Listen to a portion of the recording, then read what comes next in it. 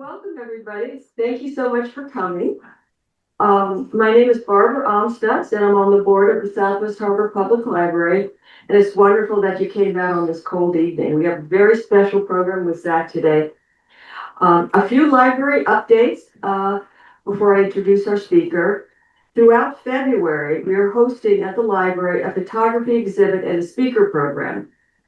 On February 28th, we have an interesting photography exhibit that is showing currently. It's going to be shown through February 28th. And it highlights the black and white landscapes by Kurt Rederson and extreme macro images by Eric Ubersater. Both photographers are in the exhibit are local residents. And if you have a moment tonight, you could take a tour of the library to view the images. They're currently hung. Both Eric's as well as Kurt's photograph are hanging right now in the library. It's a really fabulous program, so take a minute and take a look. Also on February 24th, Eric is going to be doing a special speaker program called Getting into the Wacky World of Extreme Macro Photography on a Shoestring. So he's going to be, talking about his photographs and his technique about how he goes about doing that on actually his cell phone. So please come to that. That should be a really interesting program. So tonight we welcome Zack Klyver here. He's an ocean educator and a whale watch naturalist who has participated in whale research and ecotourism around the world. Zack will discuss a special marine life sanctuary in the North Atlantic called Cash's Ledge at Ammen Rock. Ocean researchers have long considered this 32-mile underwater mountain range in the central Gulf of Maine a biological hotspot and an oceanic gem. Zack Klyver is a whale watch naturalist, a marine conservationist who has visited Cash's Ledge numerous times and leads many trips out through his company, FLUKES. Zack actually is planning to offer this tour again in September of this year. So if you're interested, please see Zack after the program. We are recording tonight's events, and we will help facilitate the online audience questions at the of the talk. We'll repeat them. They're going to be on chat, and then we'll repeat them so you can answer them for everybody. As a reminder to the Zoom participants, please use the chat feature. Please warmly welcome Zack Klyver. Thank you, Barbara, for that very nice introduction. And thank you all for being here. It's great to be with you tonight. Thank you for coming out all night before a storm to hear my presentation. I'm really excited to have a chance to share this with you. I hope you get as excited as I am about Cash's Ledge. This picture is by Brian Scarry. You may know he is with the National Geographic Society. If you've read any article on the undersea oceans in the last, 10 years, and he also has produced a number of world-class documentaries, then you've seen Brian Scarry's work. And he is originally from Massachusetts. One of the things he produced recently was he went 3 years all over the world to film whales under the ocean and produced a special with James Cameron on whales. And he now lives in southern Maine. He lives near Portland, and he has been passionate about Cash's Ledge since he was a young diver for over 30 years. And this is one of his photographs from out there. He has been there many times. He's one of the people that is lobbying to create a sanctuary out there, working hard to try to educate people about why this is such a special place. But you can see the beauty of the kelp there in this photograph. There we go. Okay, and if you have questions, you can always stop me, and I'm going to leave some time at the end, I hope, for you to have questions, as we said too. Okay, so here's my plan tonight. I would like to start by telling you a story of how I went to Cash's Ledge first. I'd like to talk a bit about where Cash's Ledge is located and the oceanography and what makes it so productive and special. We have a wonderful video that Conservation Law Foundation did in partnership with some of the scientists that dive out there that will show you beautiful underwater footage of cashew sledge that we want to show. We're going to talk about why cashew sledge is the Yellowstone of the North Atlantic and where that name comes from. And then it's Conservation Law Foundation that put in the nomination it was July of 2024. They nominated cashew sledge. So we'll talk about their nomination proposal and what was included in that, what they're proposing. And then we'll talk a bit about how you can support the nomination, opportunities to visit cashew sledge. And then I have a last thought, a last quote to share with you. So in 2008, there was a Navy ship that left Portsmouth, New Hampshire in early December, crossing the Gulf of Maine. They got about 50 miles out onto the ocean, and they started to see whale blows in all directions, all around them.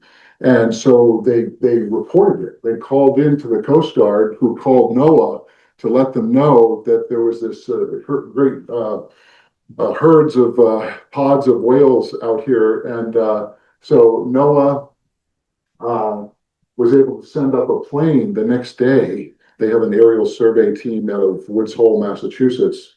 Some of the folks that are there are from College of the Atlantic, where I went to school. They are now part of the team that flies, and where Eddie Monet, who's here, was with the first COA student I met when I was at COA, who's here with us tonight. So that team went up and they found 44 right whales that next day. You know, it was a beautiful day and there were right whales. And then they continued to fly and see them. And this went on for a number of years, where we had lots of right whales in Jordan Basin, which is adjacent to cashew sledge. It's a bigger basin, one of the three big basins in the Gulf of Maine. And cashew sledge is kind of inside of Jordan Basin. So this incredible discovery of right whales in the winter in this area was made and got lots of press, lots of attention.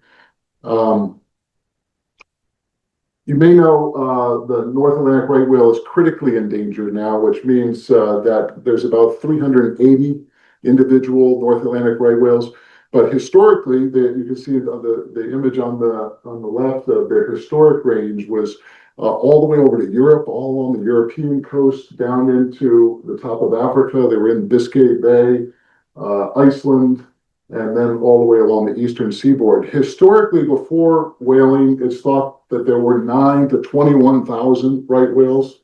Somewhere it's a pretty broad range, but there were a lot of North Atlantic right whales. They were completely hunted out from the European waters, so they're not there now. They're only here on this eastern side, western side of the Atlantic.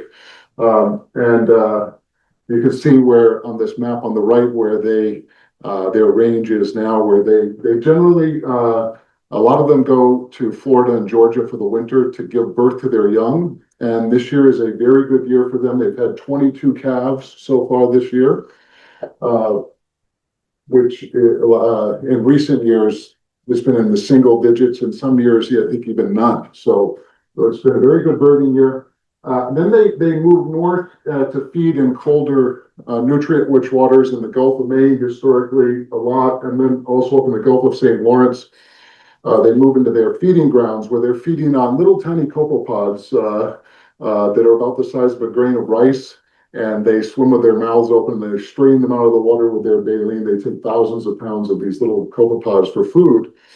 So this is their general kind of migration and movement, is this north-south movement. Although at certain times of the year, we don't even know where most of them are. Like there'll be days when we don't know where any of the right whales really are. So it's they move offshore. Not all of them are in Florida and Georgia right now. We're not sure where a lot of them are at different times of the year. Maybe they're offshore, farther out in the ocean, out on seamounts.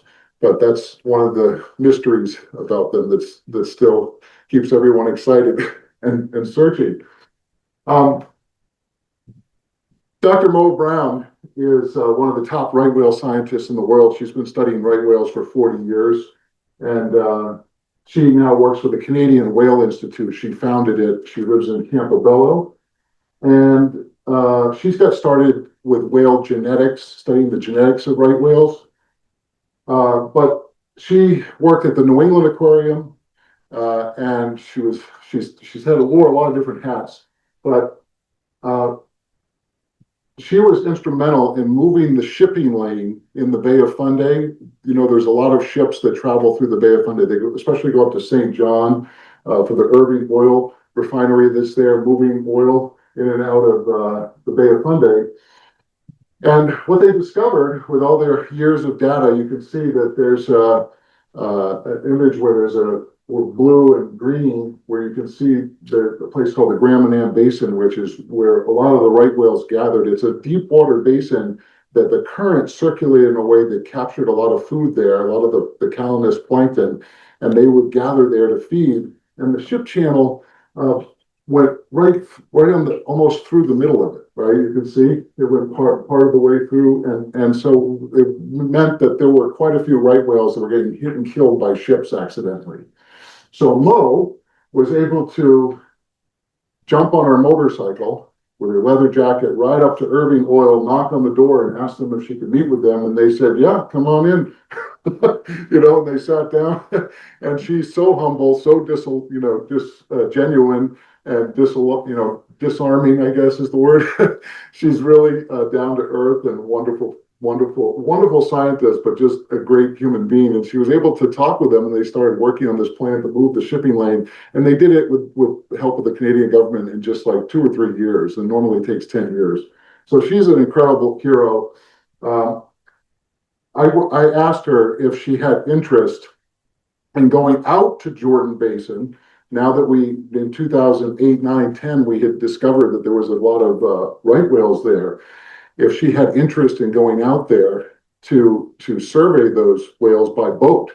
And she said, "What boat?" And I said, "The whale watch boats out of Bar Harbor. We can use our boats to go out." And she said, "Yeah, let's do that." So she went, talked to colleagues, got funding together, and was able to pull it off. One of the things that they were looking for at this time, it wasn't quite known when right whales, we knew that right whales mated in the summer and fall, and they get into big groups and mate.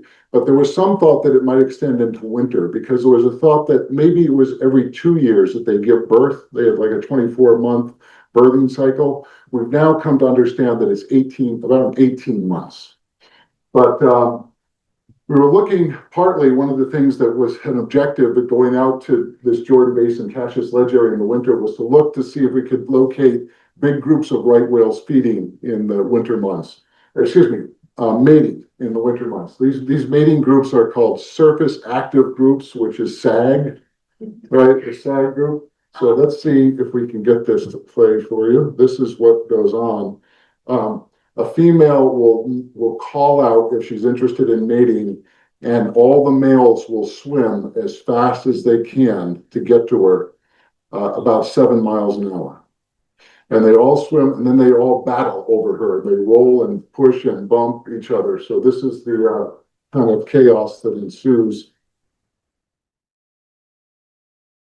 I think broke part of the right, I got it.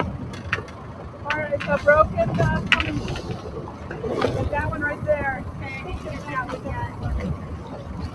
Hey Tracy, Amy, shoot the belly, and then stay with that whale until it rolls over.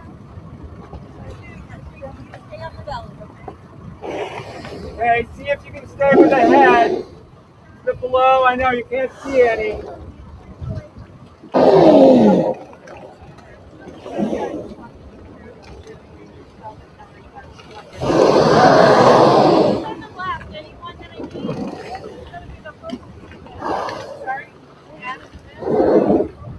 Nancy. So, Tracy, what frames through your belly?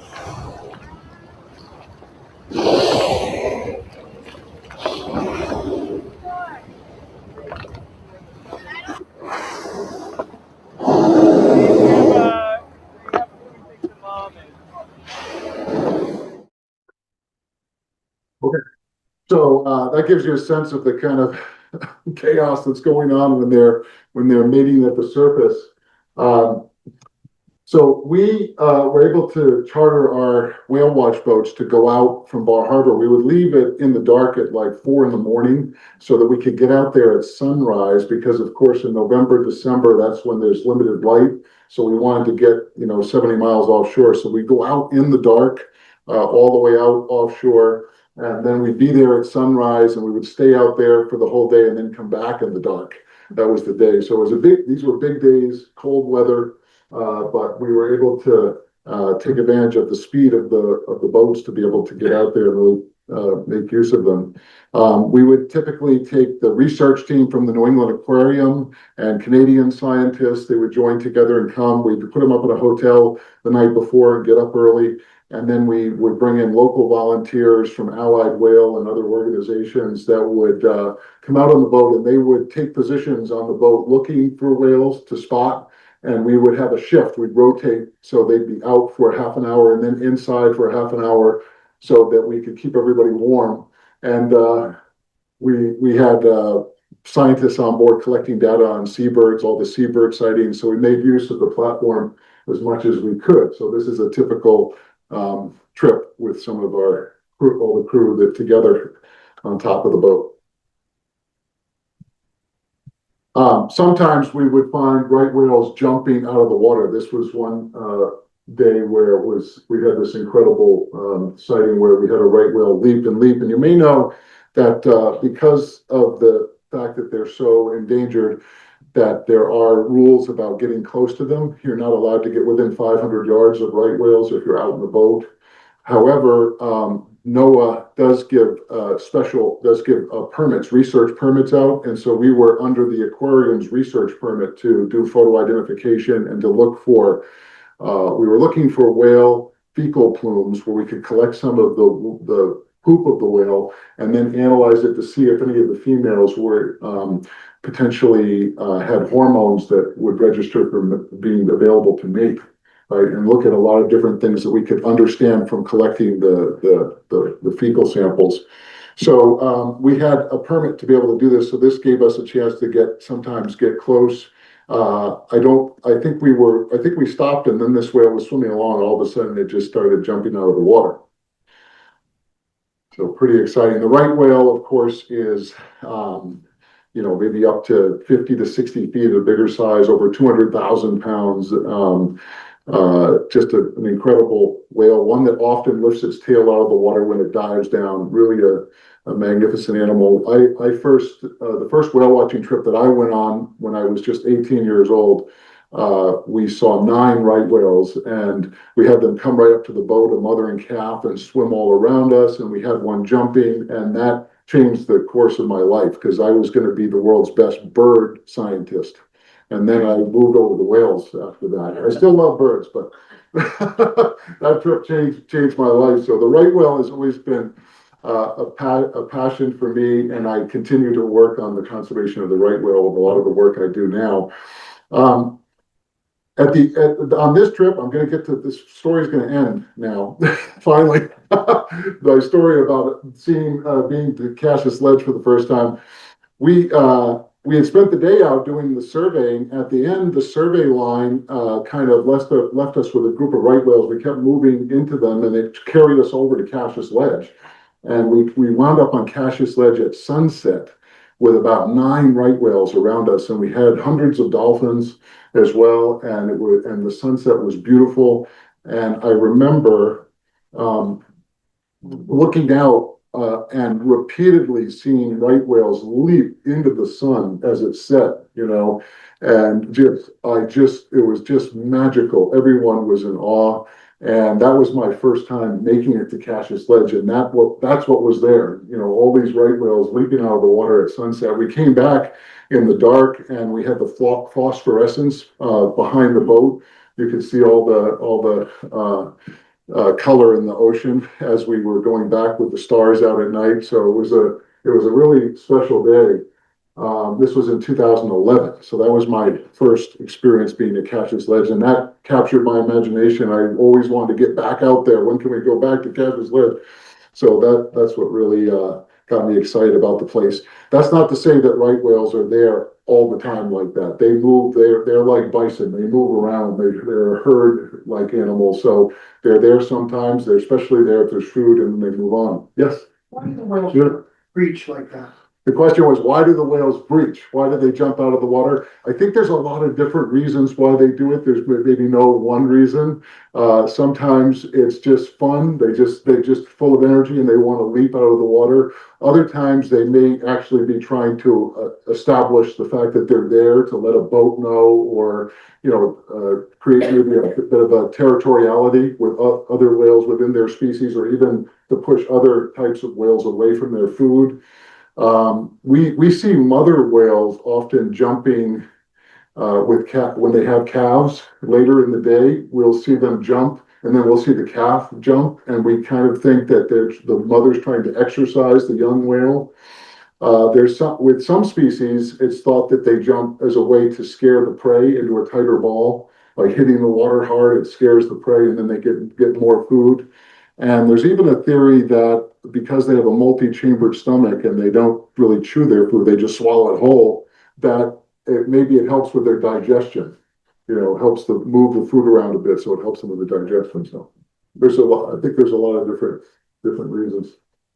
We also saw a Cassius sledge, and during the winter, it's a whole different ecology out there. There's different birds and different whales sometimes than you would see. There's some overlap, but there's also a lot of the northern species of nesting seabirds that are up in the Arctic during the summer come down here for the winter. So if you go out there now, you'll see northern fulmar, which is the seabird that nests farther north than any other seabird in the world. They nest way up on the shores of Greenland, way up in the Arctic, and they're kind of like a lobster buoy with wings. They're kind of and they come in different colors. They can be white, gray, dark, kind of chocolatey in color. They're really beautiful, and they flap and glide. They just use the wind to carry them over the water. Really an exciting, beautiful seabird to see. We also see a relative of the puffin that you don't see in the summer, the dovekie, which nest up in the Arctic, and they come into the Gulf of Maine during the summer. And we saw them at Cassius Sledge. I think that day we had over 30 dovekies, but they're a little tiny member of the auk family. Of course, all the birds in the puffin family are in the northern hemisphere. There's 22 species. They're all found above the equator. All the penguins are in the southern hemisphere. All 17 penguins are below the equator, right? So birds in the puffin family fill the same niche as penguins do in the south. So let's talk about where Cassius Ledge is. Cassius Ledge is kind of right in the middle of the Gulf of Maine, you can see. There's Portland as reference, right? You can see on the shore there's a star for Portland. And then this shows you the distances from coast. At the closest point to the Maine coast, Port Clyde, about 73 miles. From Bar Harbor, it's 104.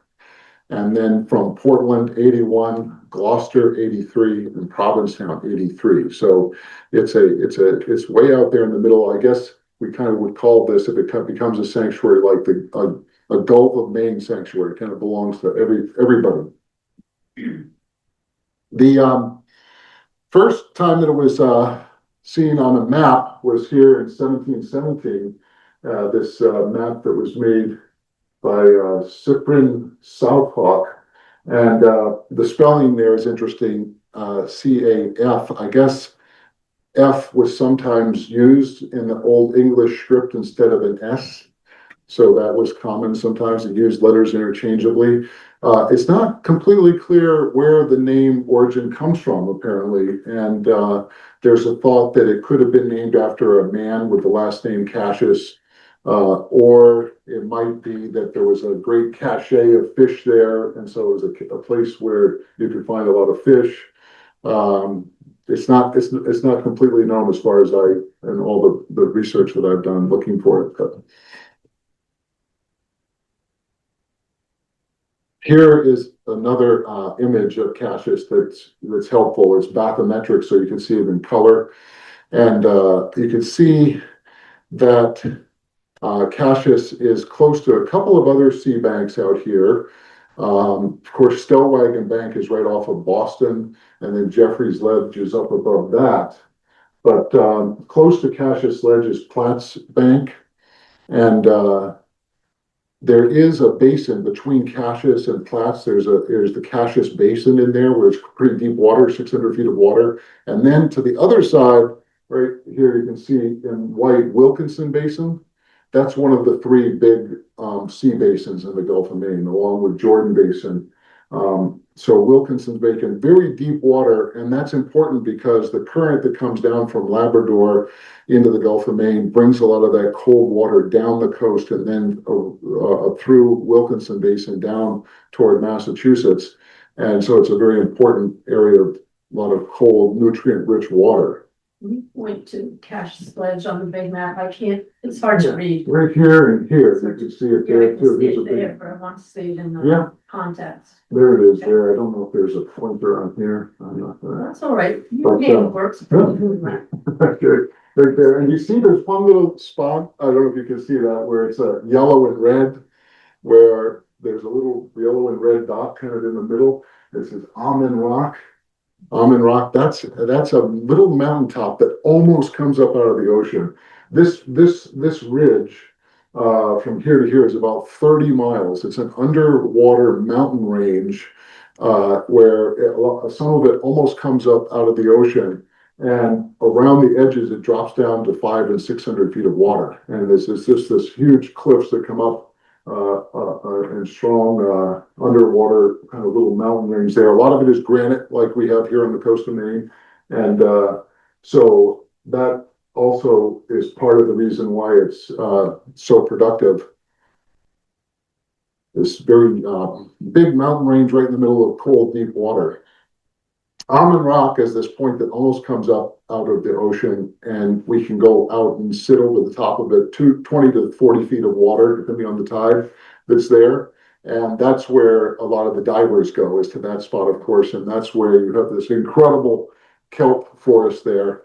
And so that gives you a lot of access, to be able to see the life that's there as a diver is at Ammen Rock.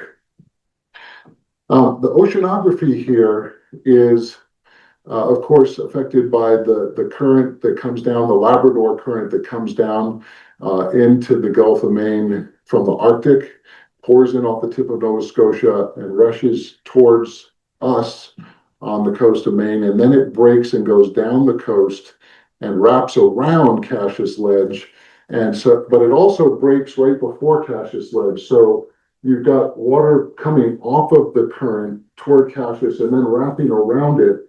And so Cassius Ledge gets this incredible amount of current there, high amounts of current. And then, of course, it's incredibly affected by the tide, too, the big tides. And the tides also have a big impact on creating internal waves within the ocean. There are waves that are not just on the surface, right, that are more created by the wind waves driven by the wind and current. But these are internal waves where you get different densities of water, where you have, right, you may know warmer water is less dense, so it tends to be up above, and colder water and saltier water is more dense. So there's often a layer of that below. And here at Cassius, because these two layers of water meet there, with the rocks and cliffs, it creates a lot of upwelling where the two meet, and a lot of the wave action comes together. It's described as like an underwater wave hitting the beach, these internal waves. And they really can create a lot more upwelling and drive the nutrients, bringing some of it down deeper into the water and carrying more to the surface. And therefore, it's one of the reasons why the water right around Ammen Rock is so incredibly productive, and the diversity of life is so special and abundant. Okay, any questions about that? Yes. How high from the base of the ocean, from the bottom of the ocean to the top of Ammen Rock? It's Can you repeat the question? yeah.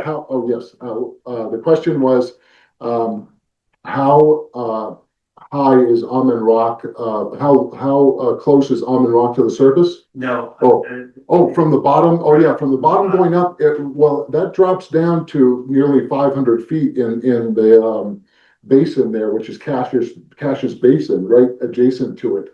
So it's a fairly wide, I think it's about a half a mile, if I remember, like wide, and then it comes up to a peak, and then but on the edges, you can go from being in like 50 feet of water to all of a sudden you're in 400 feet of water, and then 500 and 600 feet of water. So it drops off pretty quick there.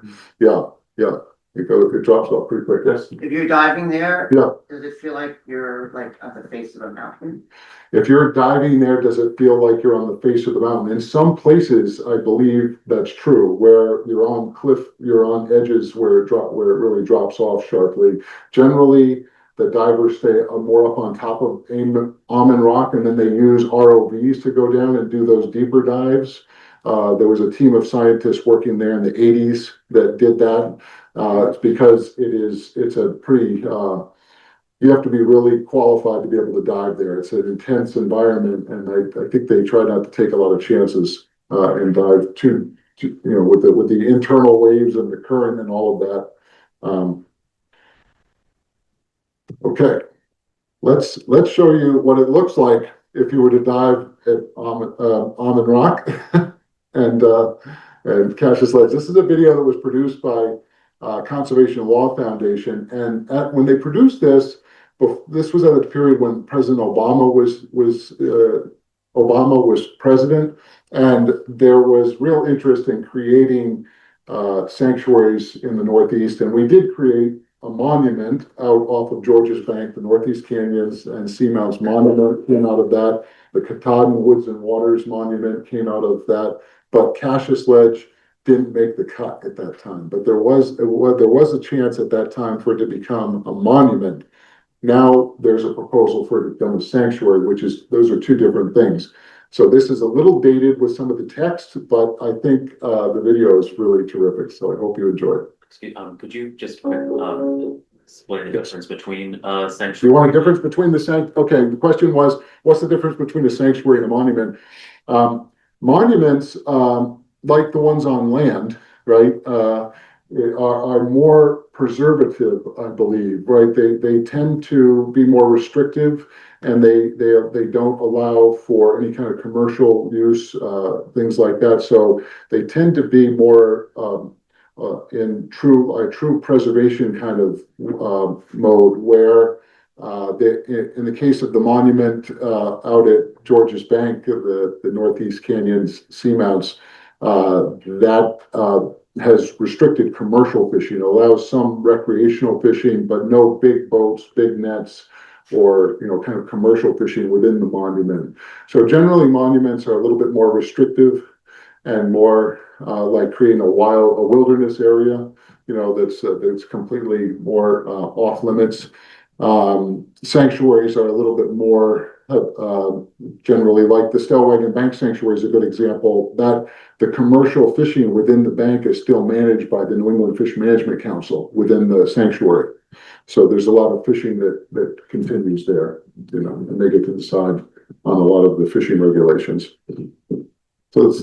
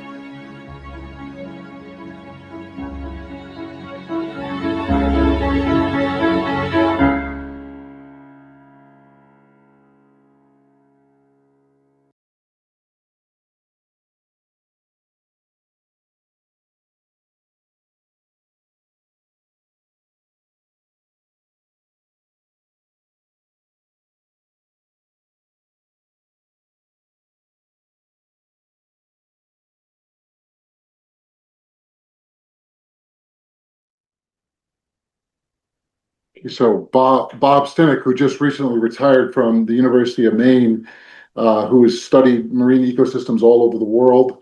One of our most renowned marine scientists describes Cassius Ledge as a lost world. It's like going back in time 500 years. That was his experience going there, having studied and dove a lot on the coast of Maine, trying to understand the ecology, the marine ecosystem. He also has a wonderful lecture on YouTube about his years of research out at Cassius Ledge and some of the things they discovered. And just, I think he was so enamored to see so many big cod, really big cod like there were historically. So this is a few of the scientists now to see what they think of Cassius Ledge, how they describe it. This is another very important scientist who continues his work, although he just retired as well, John Whitman. He's at Brown University, and he was part of this crew of scientists that went out in the 1980s that did some of the initial research at Cassius Ledge and have kept those studies going. In fact, they went back last year with the team, and he was there, and they dove, and they were really pleased. They were really concerned with all the warm water we've had in the Gulf of Maine from the warming. And the fact that the temperature of the Gulf of Maine is going up so much that just to understand if the environment there was holding up well, if all the life and kelp were still good, and surprisingly, a lot of it was looked really good, he thought, and was holding up really well. So he was really pleased with that.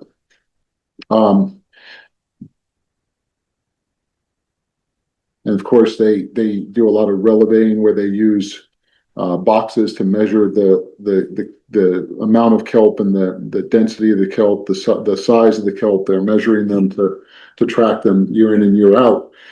One of the things that Conservation Law Foundation did with Brian Scarry was they were able to get Sylvia Earle. Are you familiar with Sylvia Earle? Right? Yeah, she's like the Jane Goodall of the ocean. They call her deepness, and she now has these mission blue hope spots around the world. And one of them is Cassius Ledge because she got to go there and dive, I think on her 80th birthday. She went diving at Cassius Ledge, and when she came back up to the surface after diving there, she's the one who said, "This is the Yellowstone of the Atlantic, of the North Atlantic." So it was her idea of relating this to the Yellowstone, and I thought that was a beautiful dedication to that environment. That's quite something to think that this area is that special. Oh, so here are some of the science going on. You can see with scientists using some regular square that are measured, all set out that they can lay down over the kelp and go back and get an exact estimate for a particular plot on the seafloor. So let's talk about some of the species that are there. There's primarily three kelps that are there. The sugar kelp, which is the one that can be so big, up to 16 feet. Really beautiful kelp. There's sea colander, also known as shotgun kelp, which has the little holes in it. You may have found some on the beach. I've ever walked along the beach. And then there's this horsetail or finger kelp. Beautiful kelp. And of course, the sea breaks up a lot of the kelp, and a lot of it will get carried down to the seafloor and become food for other life.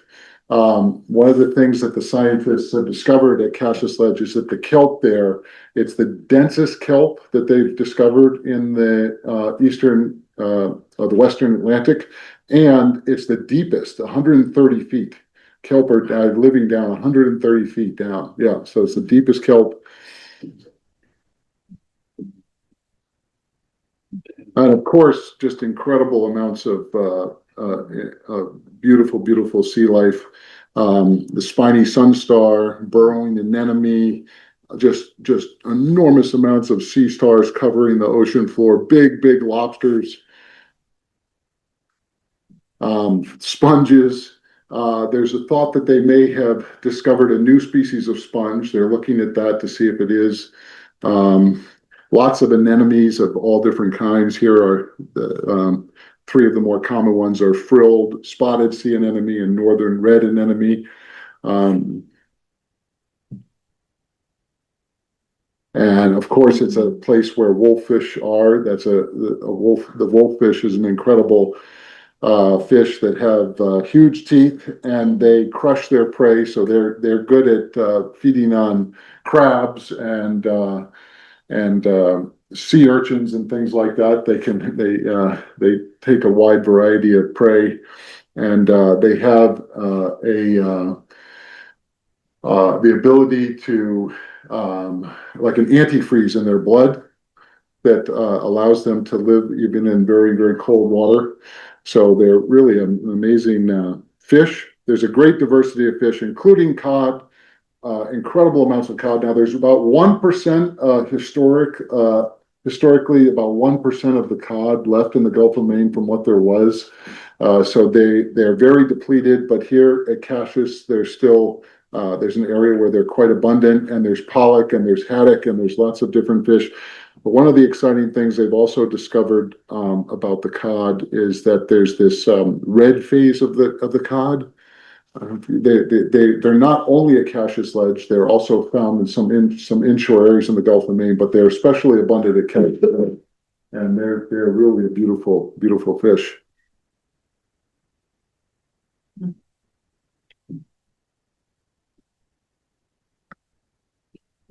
So we have been doing some tours out to Cassius Ledge. I'm going to tell you about two of them. One was, and some of the life that we saw, one was on October 14th, 2023. And when we got there, we found finback whales, the second largest whale in the world. There were a couple of them over Cassius Ledge. And the finback is a whale that's found around the world at a record size, 89 feet in length, and long, streamlined, very beautiful, beautiful markings. And Allied Whale here in Bar Harbor at College Atlantic has a catalog. They track individual finback whales. Here's an image that shows, you can see it at the surface there, and these were taken on that trip, these photographs, and then there's a drawing of a finback whale, so you can see the whole animal.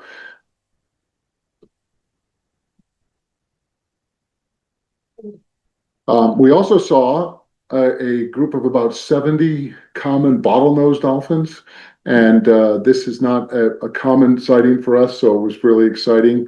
But they have been seen more and more in the Gulf of Maine with the warming. Especially, they're an offshore species of the bottlenose dolphin, so they're not in small groups like the coastal bottlenose. They're in big groups, and they're big. They're like 10 to 12 feet long, and they leap out of the water. And they jump up, and sometimes it feels like they jump up and just hang there in the air and look at you, and then drop back in the water. Like they're really, really an exciting dolphin to see. The video here, I believe. Okay, let's see.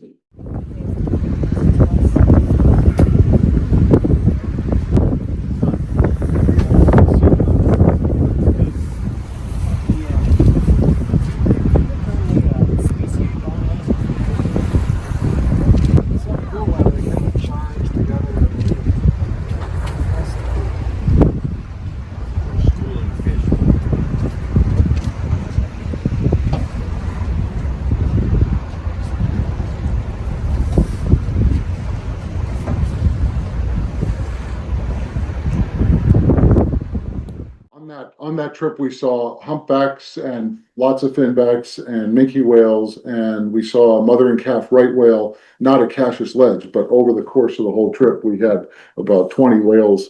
So it was a really, really terrific day. We also see a lot of pelagic seabirds, and the Jaegers are always a favorite.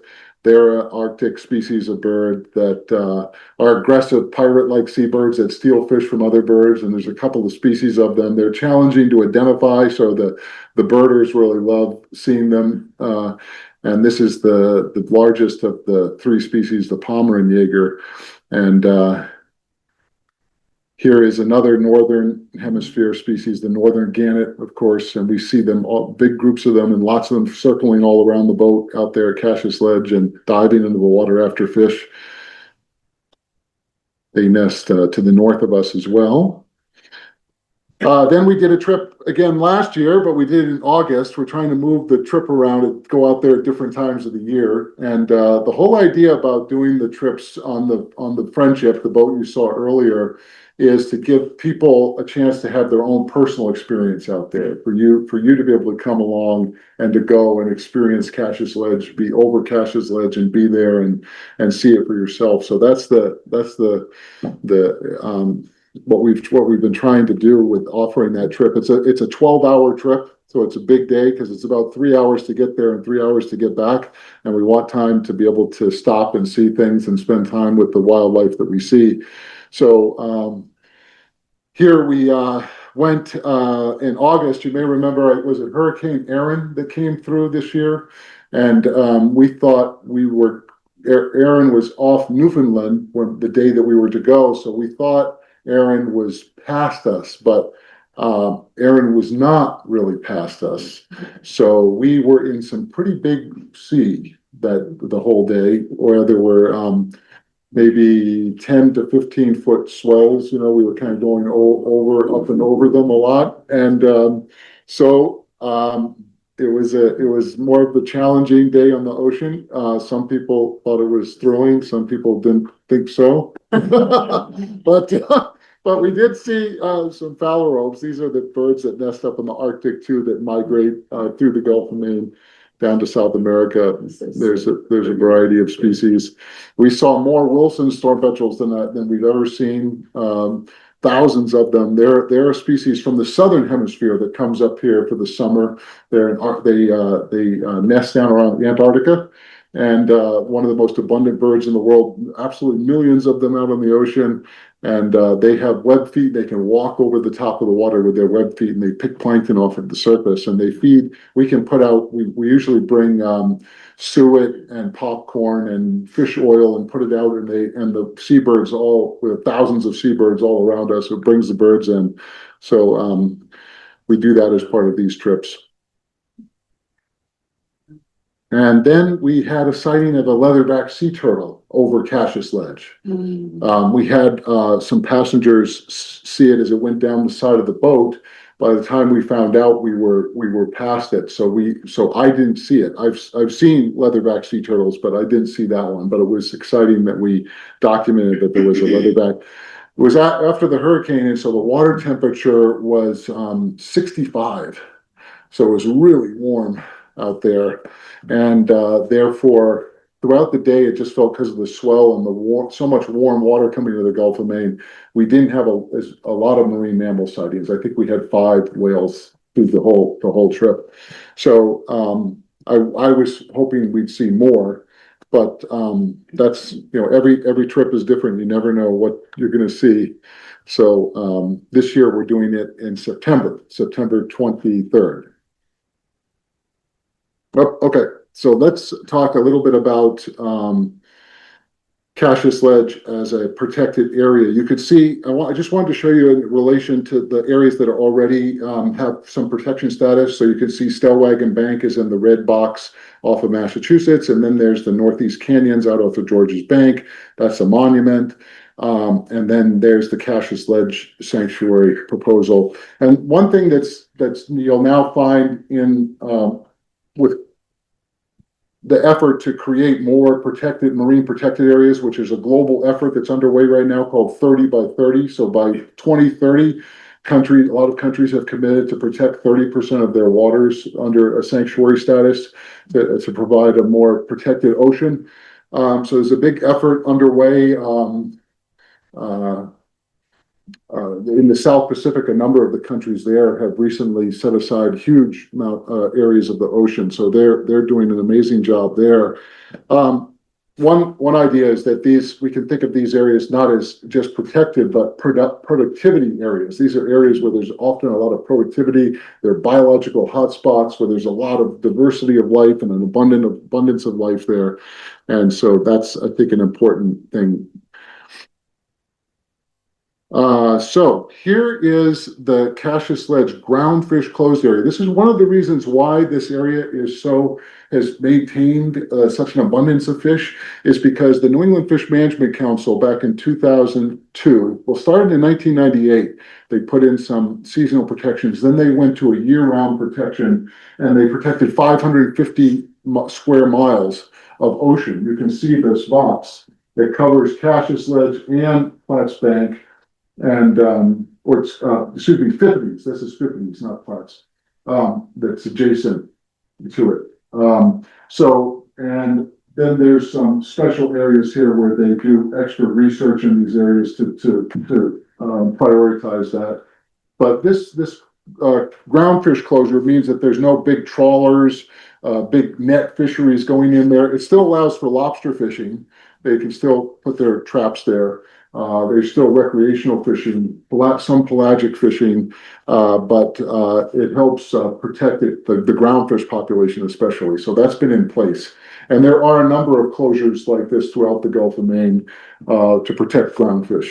Yes? How is the protection enforced? Who enforces it? How is it enforced? One of the things that's become really helpful, I think, in this, and yeah, it's a great question, and there certainly has been piracy in the fisheries that continues. You may know there was a gentleman in New Bedford who was called the Cod Father. They found out that he was changing his books and fudging them, and he was catching way more fish than he was reporting, and he was, bringing the money to Europe in suitcases to try to hide the money. And I mean, there's definitely a concern that now they have AIS that the boats are supposed to keep, and VMS.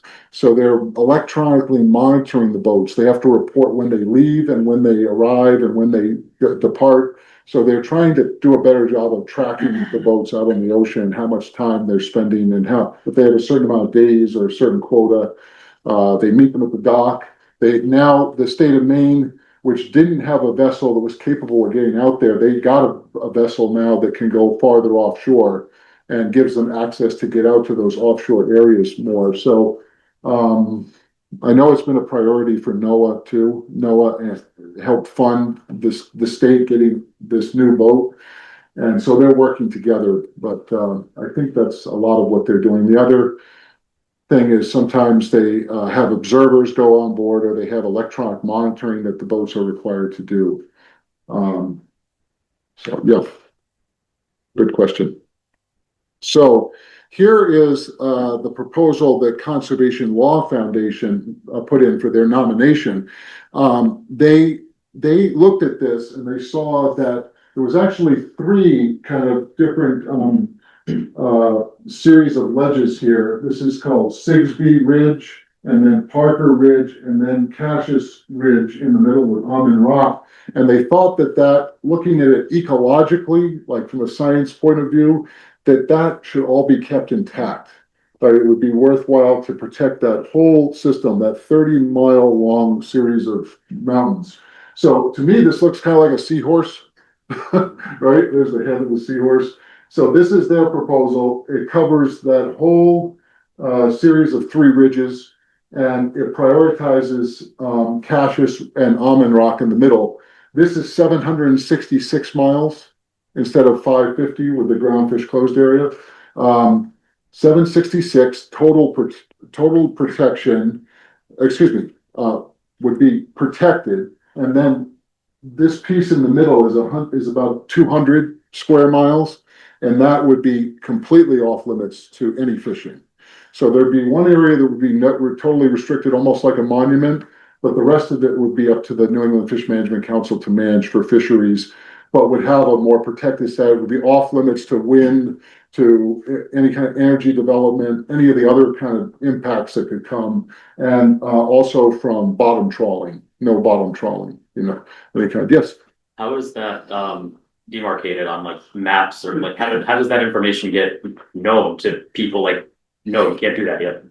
That you can't, Like fishing, like how would it get, how does it get information to people so that Yeah. they know, like, you're no longer allowed to do this here if you used to do it, or how does that information Yeah. come out? And it's a good question. I'm sure if you could hear that online, so I'll repeat it. That was, let's see here. Sorry about that for folks. I just realized I had that off. The question was, how do you enforce, the fisheries if if there's an announcement that it is protected, how do we continue to enforce it? Is that right? it's more how does the information get to people so that people know about those restrictions in the first place? Yeah. And then also, is there a way that it's marked out somehow? Because everyone's got different GPSs and things on their boats, but Yeah.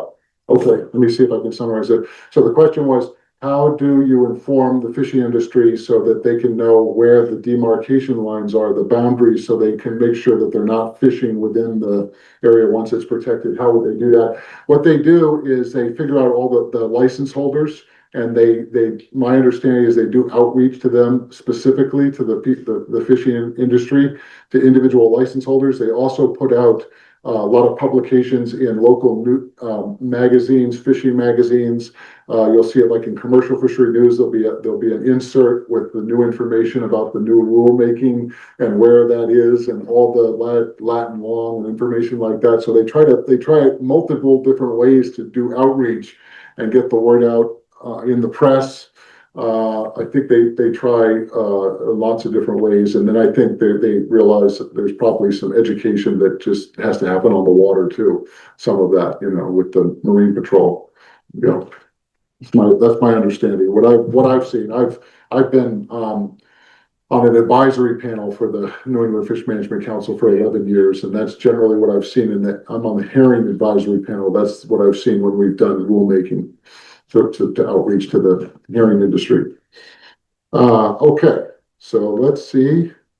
So now that gives you a sense of what Conservation Law Foundation. By the way, they have a very nice nomination PDF that's online. If you go and look them up, you can read the whole nomination if you want. Look at it. It's got a lot of information, a lot of pictures, and they also have lots of letters of support from conservationists, from governors, from people of influence, politicians and things, writing in support of the nomination. So you can read through what people are writing and what they've said if you want.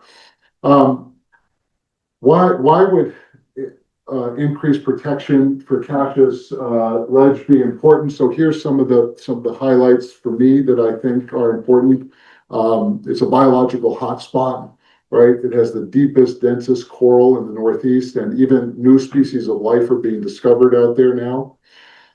There's 305 times the amount of big mature fish there compared to inshore areas where there isn't any protections. So it's teeming with fish, which can reproduce and increase fish stocks.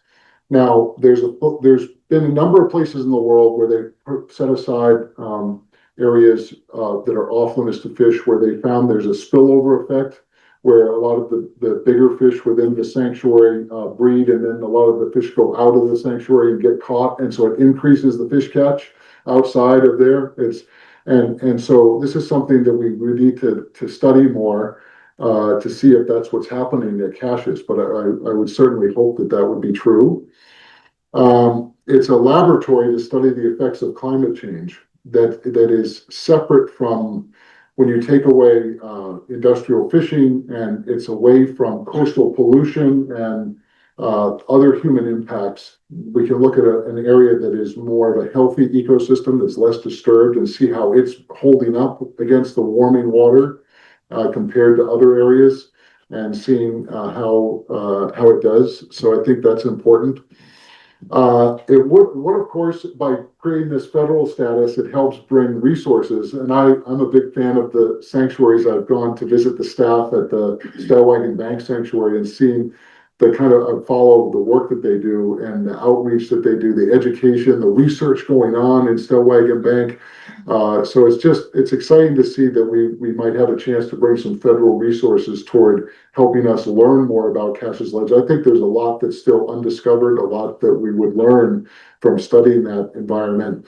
And then, of course, it gives us an opportunity for increased interest from people to go for recreation, for ecotourism, for diving, and things like that.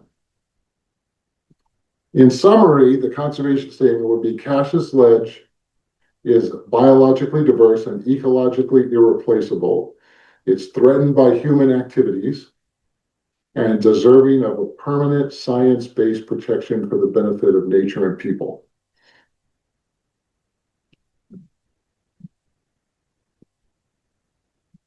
And here is a place where you can go if you'd like to support this. If you go onto the Conservation Law Foundation website and look up Cassius Ledge, there's a petition there that you can sign. They're collecting names, continuing to collect names. The nomination process really needs a lot of broad support for creating a national marine sanctuary. So it can happen over many, many years. You know, that until the momentum is there, you can nominate it, and it might not get put in place for 7 or 8 years. So it depends on the federal politics, the state politics, but at some point, if things line up and the right things line up, the stars and the moon, then it can happen. And so there's a hope that we'll move toward that over time, and that we can get state support, get local support, and we're certainly doing outreach to the fishing industry. We've talked to them about this, and I've already talked with a lot of fishing organizations to see if they would get behind it. So a lot of that is ongoing, that kind of work, but there's a real hope to set this place aside. And my last thought is this quote by John Muir. You may be familiar with it. Of course, John Muir had an influence in creating so many beautiful parks, and we know that just like on land, like he was so instrumental in creating Yosemite, right? And just like on land, there's places like that in the ocean. We have one here. It's like the Yellowstone of the North Atlantic. And John Muir said, everybody needs beauty as well as bread, places to play in and pray in, where nature may heal and cheer and give strength to body and soul alike. Thank you.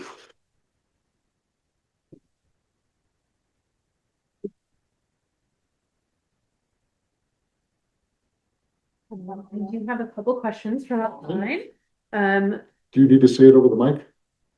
Or do you want me to repeat them? I don't think so. Okay. So someone was asking if you can sign up to dive on Cassius Ledge with Eddie Mona. Yes, you can. Can you? Yeah. Yeah. We are scheming on a Cassius Ledge dive trip in September after Labor Day. I've been talking to Eddie about this. We're looking at chartering a boat to go out there. So if you have, what do you think were qualifications? I mean, somebody's got to be pretty good at diving to be able to go to that environment, right? Cold water advanced diver. Cold water advanced diving. Yeah. In water experience. A lot of experience. Then please. Okay.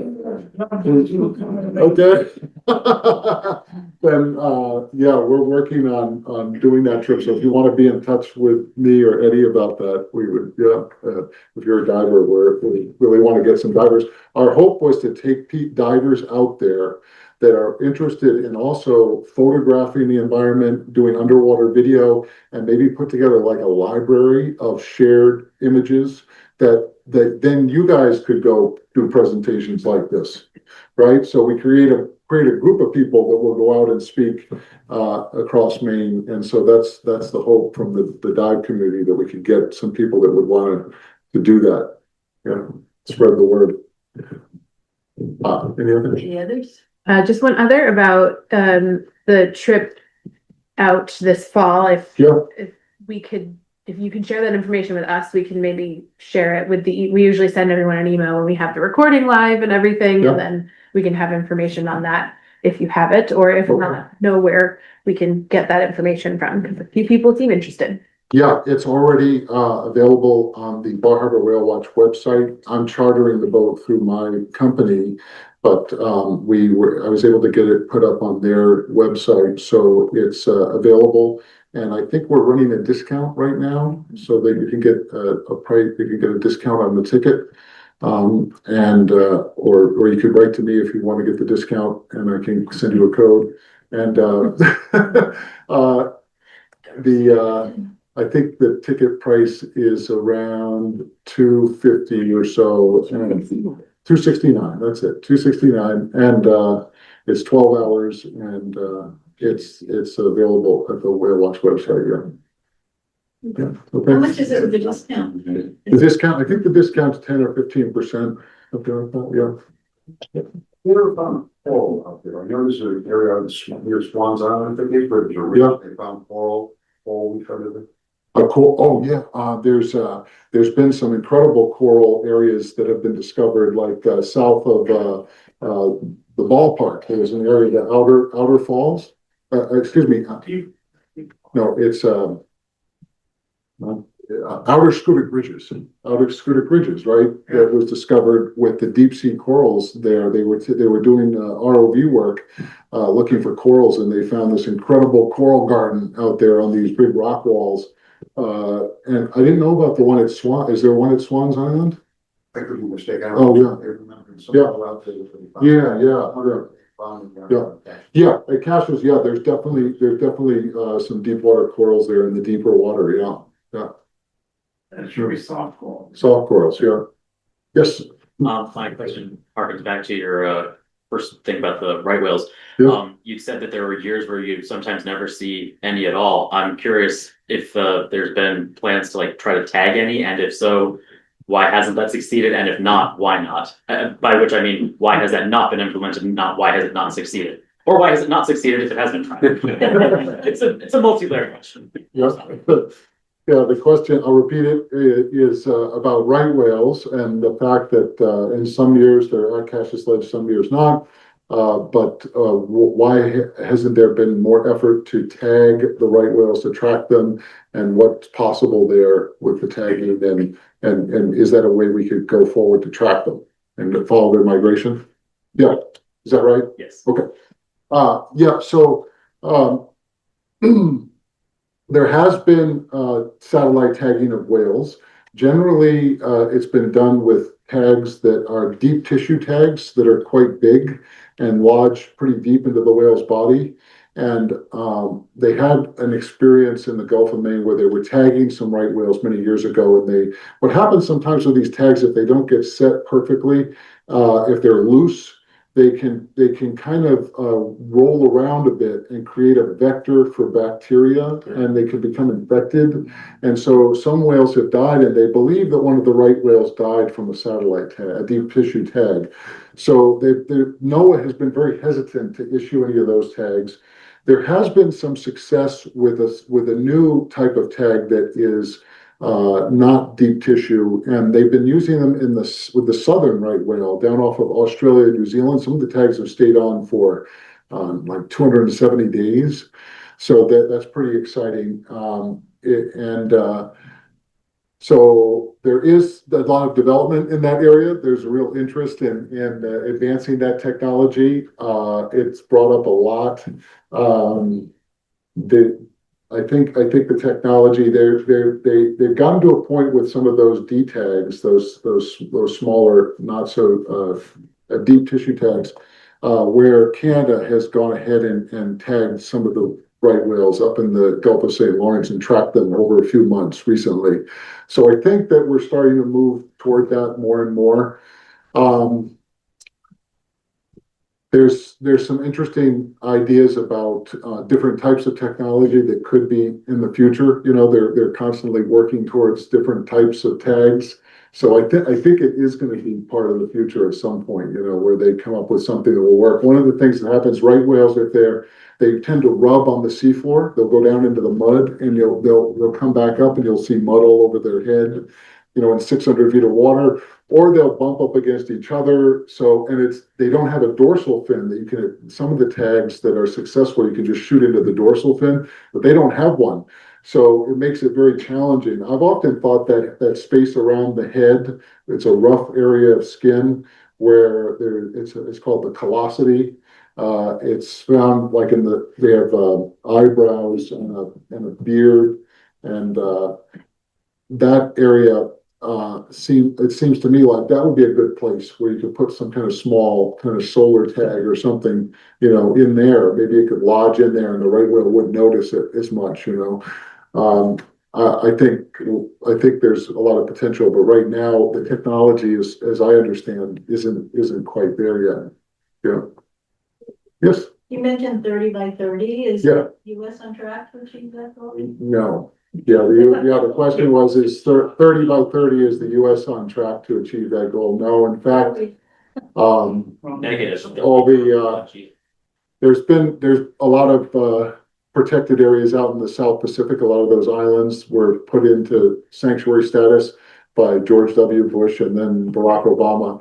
And now a lot of those protections have been taken away recently under this administration. Recently the Canyons and Seamounts Monument, which had protected status just last week, I think on Thursday, they announced that they took away the fishing protection, they're allowing commercial fishing back in there. So they opened it up again. I hate to interrupt from any other questions that are going to follow that. Mine's a follow up to that. Yeah. How, in your opinion, how confident are you that there can be that kind of change in that time frame? Yeah. That we could catch up to 30 by 30? Both in the sense of how confident are you personally, and also sort of like statistically and scientifically speaking, with the numbers that you're seeing from whatever numbers that you have. With around the right whale? Around the protections for the 30 by 30. 30 by 30. Could we get there by 30 of protect 30 by 30? What sort of track do you think we're on for that? I think I think the numbers were closer to like 10 or 15% for the US of our protected area. Of course, we have a huge, you know, area because of all the waters around Alaska and all those South Pacific Islands and the EEZ 200 miles. It's equal to the amount of land that the United States has, the ocean area. So there's a huge amount of protected water. Whether we could ever protect that much, you know, I don't know. Of course, there's a lot of sanctuaries off the coast of the West Coast, off of California, that are really have a lot of support there, and they're still fishing around those sanctuaries or sometimes within them. So yeah, it's I think the biggest thing is the quality of the protections too. You know, that's another piece that we want to, like, the pieces that we do protect, that we really make sure that those are well protected and not just like a glass park, you know, just a name only, you know. So yeah, a good question. Any other questions? Yeah. Okay, great. If you have any further questions, you can, after the program, you can speak with Zach, if he'll stay a few minutes to answer any further questions. I want to just thank you so much, Zach, for such a